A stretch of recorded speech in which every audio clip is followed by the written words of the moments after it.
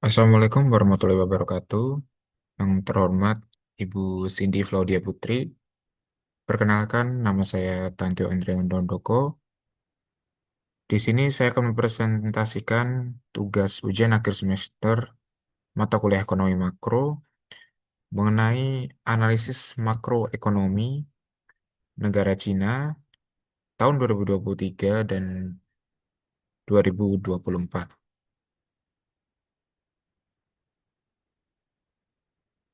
Untuk ringkasan ekonomi yang akan saya bahas di sini adalah eh, produk domestik bruto dari negara Cina, tingkat inflasi, dan juga kurs dari mata uang yuan, neraca perdagangan, neraca pembayaran, dan juga kesimpulan. Pesan dong. Untuk yang pertama dari tingkat pertumbuhan ekonomi, dari data resmi dari National Bureau of Statistics atau Biro Statistik dari negara Cina memperlihatkan bahwa pertumbuhan tiap kuartal tahun 2023 berada di kisaran 1,7% pada kuartal kuartal 1, 1,2% pada kuartal 2, 1,5% kuartal 3, dan 0,9% pada kuartal 4. Memasuki 2024, kondisi tetap stabil dan terjaga. National Bureau of Statistik ini melaporkan pertumbuhan kuartal ke kuartal sebesar 1,3% pada kuartal 1, lalu 1,5% di kuartal 2, dan juga 0,5% di kuartal 3. Sedangkan pertumbuhan year on year mencapai 5% selama keseluruhan tahun. Secara keseluruhan, Cina mencatat pertumbuhan ekonomi yang relatif stabil dengan laju GDP tahunan mencapai 5,2% menurut sumber dari IMF. Meski sektor properti masih melemah dan konsumsi domestik belum menunjukkan pemulihan.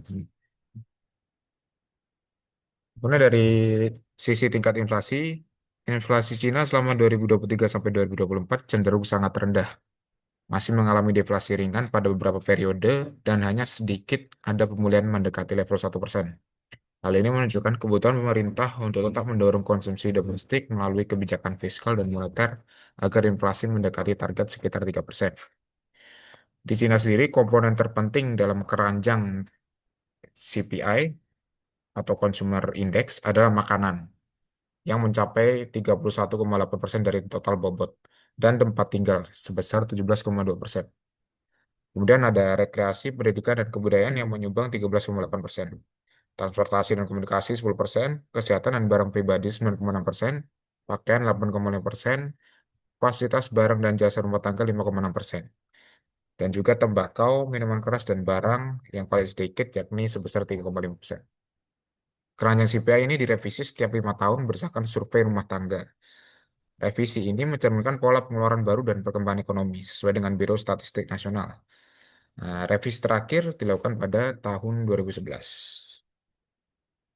Kemudian untuk tingkat kurs eh, atau mata uang yuan dari Cina, selama 2023 hingga 2024, yuan cenderung melemah secara bertahap, namun tetap terkendali terhadap dolar Amerika. Tren ini mencerminkan respon kebijakan moneter Cina terhadap kondisi ekonomi dalam negeri yang penuh tekanan, serta dinamika pasar global yang dipengaruhi oleh kebijakan suku bunga AS. Kurs yang stabil di atas 7,1 menunjukkan bahwa Cina memprioritaskan stabilitas ekspor dan pemulihan ekonomi, meskipun harus menghadapi risiko arus modal keluar dan tekanan inflasi impor. Kemudian untuk neraca perdagangan Cina, pada periode 2023, surplus bulan rata-rata berkisar antara 70 sampai 100 miliar USD. Namun, terjadi penurunan tajam pada Februari 2023 yang kemungkinan besar disebabkan oleh libur panjang Imlek. Karena libur panjang Imlek ini terdapat penurunan sementara aktivitas ekspor impor.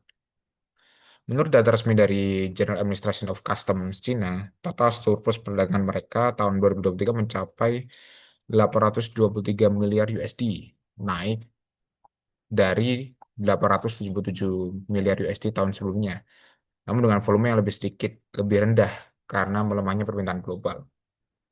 Sedangkan di periode 2024, surplus bergerak lebih stabil dan sedikit meningkat, terutama pada semester kedua. Terlihat adanya tren kenaikan bertahap mulai dari awal kuartal 2 hingga puncaknya di kuartal 4. yang mendekati sekitar 110 sampai 120 miliar USD per bulan sebelum menurun kembali secara musiman pada awal 2025. Lonjakan surplus ini menunjukkan bahwa ekspor tetap kuat, sementara impor relatif lemah karena permintaan domestik belum sepenuhnya pulih. Sektor-sektor seperti elektronik, kendaraan energi baru, atau EV, dan peralatan mesin menjadi penopang utama ekspor. Untuk neraca pembayaran sendiri, neraca perdagangan mengukur arus barang masuk dan keluar suatu negara. Itu untuk neraca perdagangan. Sedangkan neraca pembayaran itu untuk mengukur semua transaksi ekonomi internasional, termasuk perdagangan barang dan jasa, serta modal dan transfer keuangan. Selama 2023 hingga 2024, neraca pembayaran Cina mengalami perlambatan tajam pada semester pertama hingga akhir 2023, sebelum mengalami pemulihan kuat mulai pertengahan 2024. Fluktuasi ini mencerminkan ketergantungan pada ekspor dan tekanan dari sektor jasa dan investasi. Stabilisasi makro dan kebijakan pro pasar berhasil mengembalikan kepercayaan investor dan memperbaiki struktur neraca eksternal Cina menjelang 2025. Kesimpulannya adalah analisis outlook ekonomi makro Cina berhasil menjaga stabilitas di tengah tekanan global. Tetapi pemulihan masih bergantung pada ekspor dan stimulus dari pemerintah. Tantangan utama ke depan dari Cina adalah meningkatkan permintaan domestik dan juga menekan risiko deflasi berkepanjangan.